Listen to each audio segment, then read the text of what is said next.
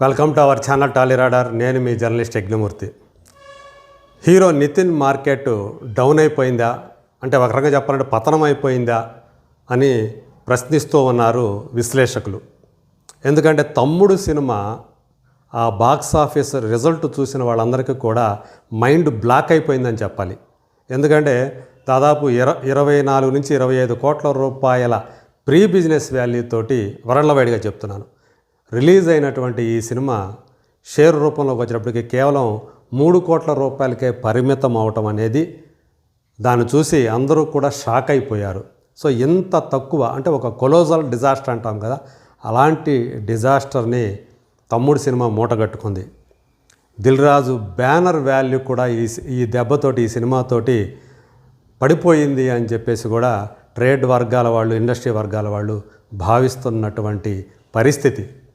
మరి శ్రీరామేణు ఇంతకుముందు వకీల్ సాబ్ సినిమాని డైరెక్ట్ చేసినటువంటి అతను ఈ సినిమాని ఎందుకని ఈ రకంగా రూపొందించాడు, ఎలా నచ్చింది ఈ కథ దిల్ రాజుకి కానీ నితిన్కి కాదని అని చెప్పేసి రకరకాల విమర్శలు వచ్చాయి. ఆ రకంగా తమ్ముడు సినిమా చాలా ఘోరమైనటువంటి పేరు సంపాదించుకుంది ఆ బాక్స్ ఆఫీసు ఫలితం కారణంగా. సో నితిన్ కూడా ఈ సినిమా మీద చాలా ఆశలు పెట్టుకున్నాడు. ఎందుకంటే ఇందులో ఒక అక్క సెంటిమెంట్ ఉంది. సో ఆ సెంటిమెంట్తో తను హిట్ కొట్టగలనని చెప్పేసి అతను ఎన్నో ఆశలు పెట్టుకున్నాడు. ఎందుకంటే భీష్మ అనే సినిమా తర్వాత తనకి మళ్ళీ ఒక బ్లాక్ బస్టర్ హిట్ అనేది లేదు. సో తమ్ముడు ఆ కరువు తీరుస్తుందని చెప్పేసి అతను నమ్మే చేశాడు. కానీ ఫలితం మాత్రం తీవ్రమైనటువంటి నిరాశను మిగిల్చింది.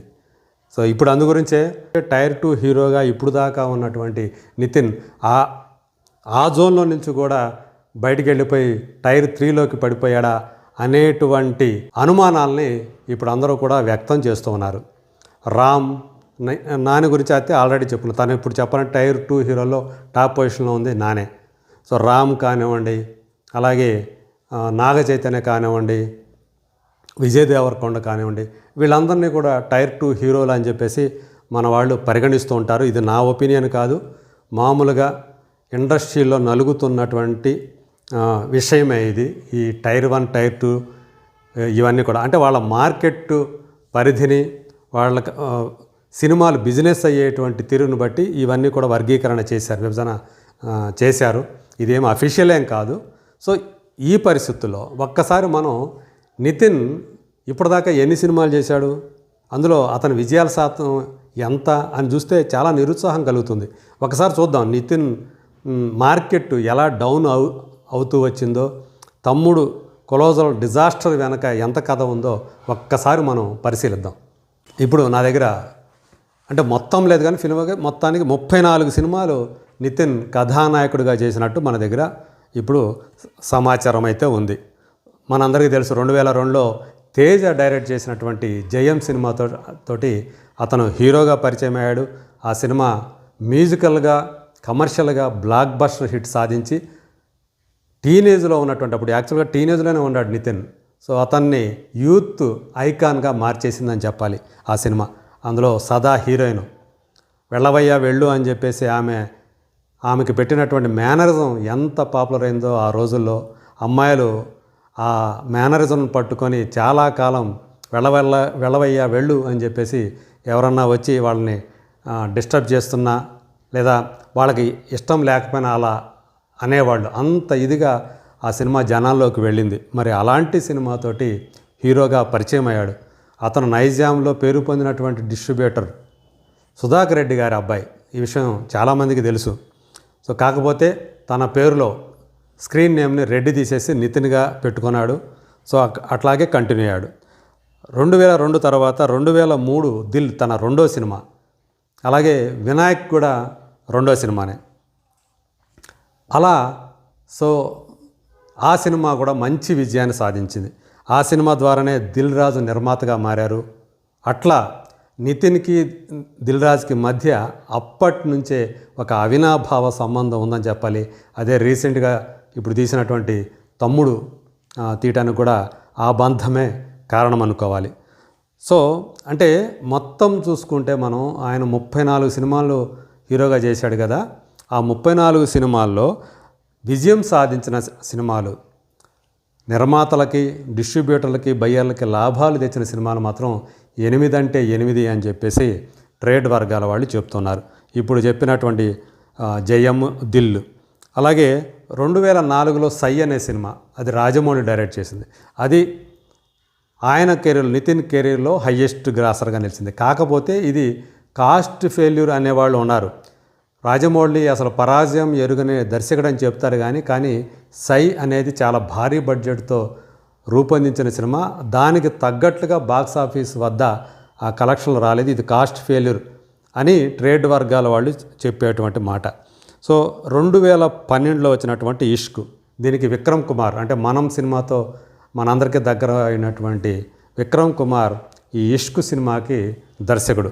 ఇందులో నితిన్, నిత్యా మేనన్ కాంబినేషన్, వాళ్ళిద్దరి రొమాన్స్ చాలా బాగా పండి ఈ సినిమా విజయానికి కారణమైంది. అలాగే 2013లో గుండె జారి గల్లంతైంది.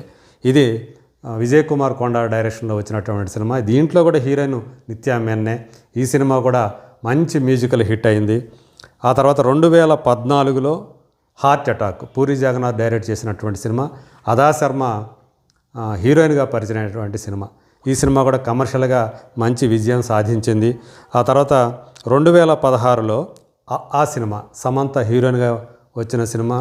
అలాగే త్రివిక్రమ్ డైరెక్ట్ చేసినటువంటి సినిమా. సో ఇది అతని కెరీర్లోనే బిగ్గెస్ట్ గ్రాసర్గా నిలిచింది అనేది నితిన్కి. తను మరచిపోలేని సినిమా అనుకోవాలి. తర్వాత 2020లో వచ్చినటువంటి భీష్మ, దీనికి వెంకీ కుడుముల డైరెక్టరు. సో ఇవి ఆయన ఈ భీష్మలో వచ్చేటప్పటికి రష్మిక మందన్న హీరోయిన్. సో వాళ్ళ కాంబినేషన్ కూడా బాగా అలరించింది. ఇట్లా 8 సినిమాలు ఆయన కెరీర్లో విజయం సాధించాయని చెప్పి చెప్తూ ఉంటారు. సో నేను చెప్పినటువంటి 34 సినిమాల్లో ఒక 2 సినిమాలు, అంటే 2009లో వచ్చినటువంటి అజ్ఞాత్ సినిమా, దీనికి డైరెక్టర్ ఆర్జీవి.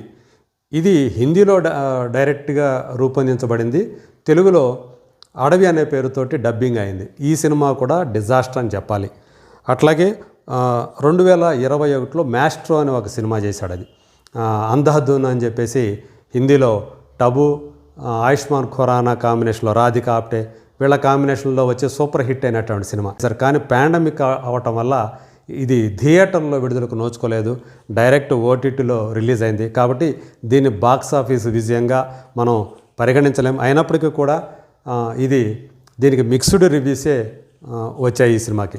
ఇక మిగతావన్నీ కూడా ఫ్లాప్సో, యావరేజ్లో ఈ తరహాగానే ఆడాయని చెప్పాలి. మనం అన్నీ చెప్పలేం, కానీ కొన్ని సినిమాలు, అంటే మేజర్గా పెద్ద పెద్ద డైరెక్టర్లు వర్క్ చేయగా ఫ్లాప్ అయినటువంటి సినిమాలు ఒకసారి పరిశీలిస్తే 2003లోనే దశరథ్ డైరెక్షన్లో సంబరం అనే సినిమా వచ్చింది. దీనికి తేజ ప్రొడ్యూసరు. అంటే 2002 జయం తర్వాత, దిల్ తర్వాత వచ్చినటువంటి సినిమా సంబరం. సో దశరథ్ అప్పుడే సంతోషం అనే సినిమా తీసి హిట్ కొట్టి ఉన్నాడు. సో ఆయనతోటి ఈ సినిమా తీశాడు, కానీ సినిమా బిలో యావరేజ్గానే నడిచింది. 2004లో శ్రీ ఆంజనేయం, ఇది కృష్ణవంశీ డైరెక్ట్ చేసినట్టు సినిమా. దీనికి చాలా భారీగా ఖర్చు పెట్టారు, కానీ శంకర మధుమురళి దీనికి ప్రొడ్యూసరు. కానీ కమర్షియల్గా ఈ సినిమా విజయం సాధించలేకపోయింది. పాటలు మాత్రం చాలా ఆకట్టుకున్నాయి. 2005లో తేజ డైరెక్ట్ చేసినటువంటి సినిమా ధైర్యం, అంటే జయం తర్వాత ఈ ధైర్యం సినిమా తేజ తీశాడు. తను హీరోగా పరిచయం చేసినటువంటి నితిన్ తోటి, కానీ ఈ ధైర్యం డిజాస్టర్ అయింది. ఆ తర్వాత 2005లో కె రాఘవేంద్రరావు డైరెక్షన్లో అల్లరి బుల్లోడు అని చెప్పేసి dual role, first time Nithin dual role పోషించినటువంటి సినిమా. ఇందులో త్రిష, రతి అని చెప్పి అప్పుడు వచ్చిన హీరోయిన్కి వచ్చిన అమ్మాయి, ఈ ఇద్దరు హీరోయిన్లు. ఇది డిజాస్టర్ బాక్స్ ఆఫీస్ దగ్గర. తర్వాత ఆల్రెడీ చెప్పుకున్న 2009లో రాజీవి అజ్ఞాత్ అని చెప్పి సినిమా చేశాడు, అది ఫ్లాపు.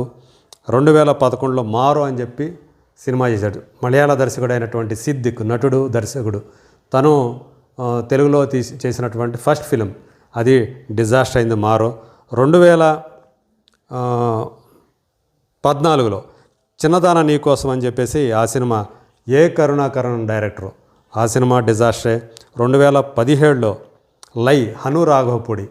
సో మరి సీతారామం లాంటి ఒక బ్లాక్ బస్టర్ హిట్ కొట్టినటువంటి అతను దానికి ముందు లై అనే సినిమా చేశాడు నితిన్ తోటి, అది బిలో యావరేజ్గానే కమర్షియల్గా ఆడింది. తర్వాత 2018లో శ్రీనివాస్ కళ్యాణం, సతీష్ వేగేష్ణ, దిల్ రాజు ప్రొడ్యూస్ చేసినటువంటి సినిమా ఇది కూడా. అంతకుముందు శతమానం భవతితోటి బ్లాక్ బస్టర్ హిట్ కొట్టడమే కాకుండా జాతీయ అవార్డు కూడా ఉత్తమ తెలుగు చిత్రంగా, ప్రాంతీయ భాషా చిత్రంగా అవార్డు పొందినటువంటి, నేషనల్ అవార్డు పొందినటువంటి సినిమా. ఆ సినిమా దర్శకుడైనటువంటి సతీష్ వేగేష్ తోటి ఈసారి పెళ్ళి గొప్పతనాన్ని వివరిస్తూ ఈ శ్రీనివాస్ కళ్యాణం అనే సినిమా తీస్తే డిజాస్టర్ అయింది. ఆ తర్వాత 2020లో చెక్, చంద్రశేఖర్ ఏలెట్టి అయితే సినిమా డైరెక్టర్, సాహసం సినిమా డైరెక్టర్, అతను కూడా ఇతని పరాజయ పరంపరకి చెక్ పెట్టలేకపోయాడు. తర్వాత 2023లో ఎక్స్ట్రాడినరీ మ్యాన్ అని చెప్పేసి వక్కంతం వంశీ డైరెక్ట్ చేసినటువంటి సినిమా. సో ఈ సినిమా కూడా ఫ్లాప్ అయింది. 2025లో రాబిన్హుడ్, వెంకీ కుడుముల, భీష్మ సినిమాతోటి బ్లాక్ బస్టర్ ఇచ్చినటువంటి డైరెక్టర్. సో మళ్ళీ అది రిపీట్ అవుతుంది అనుకుంటే రివర్స్ అయ్యి ఇది డిజాస్టర్ అయింది. సో ఇప్పుడు మళ్ళీ అంటే 2025లో రాబిన్హుడ్, తమ్ముడు, ఈ 2 సినిమాలు కూడా అతన్ని తీవ్రంగా నిరాశపరిచాయి. దీంతో మార్కెట్ కూడా బాగా డౌన్ అయిపోయింది. అతను టైర్ 2లో నుంచి కిందికి పడిపోయాడని చెప్పి ఆల్రెడీ కొంతమంది తీర్మానాలు చేసేస్తున్నారు. నేనైతే చేయట్లేదు కానీ బట్ నితిన్తో సినిమా అంటే ఇప్పుడు కొంచెం అందరూ కూడా నిర్మాతలు, డిస్ట్రిబ్యూటర్లు కూడా కాస్త ఆందోళన చెందే పరిస్థితి అయితే కనిపిస్తోంది. ఇప్పుడు దిల్ రాజా ఎల్లమ్మ అనే సినిమాను కూడా నితిన్ తోటి తలపెట్టాడు బలగం వేణు డైరెక్షన్లో. మరి ఆ సినిమా పరిస్థితి ఏమవుతుంది, అది ఇంకా మొదలు కావాల్సి ఉంది. దాని బడ్జెట్ని కూడా తగ్గించే ఆలోచనలో దిల్ రాజు ఉన్నాడని చెప్పి కూడా ఇప్పుడు ప్రచారం అయితే జరుగుతూ ఉంది. ఇలా నితిన్ పరిస్థితి ఎలా అయ్యింది అని చెప్పేసి అతని అభిమానులు, ఎందుకంటే తెలంగాణ నుంచి మొదటగా వచ్చి అంటే కాంతారావు గారి తర్వాత ఒక హీరోగా సక్సెస్ అయినటువంటి నటునిగా నితిన్ పేరు తెచ్చుకున్నాడు. మరి అతను మంచి మంచి కథలతోటి మంచి దర్శకుల్ని ఎంచుకొని ముందుకు వెళుతున్నప్పటికీ కూడా ఎందుకు ఇలాంటి పరిస్థితి తలెత్తుతుంది అని చెప్పేసి అతని అభిమానుల్లో మాత్రం కొంచెం ఆందోళన నెలకొని ఉంది. మరి చూద్దాం రాబోయే రోజుల్లో ఈ ఎల్లమ్మ అయినా సరే అతన్ని ఈ కష్టాల నుంచి గట్టెక్కిస్తుందో. Let us wait and see.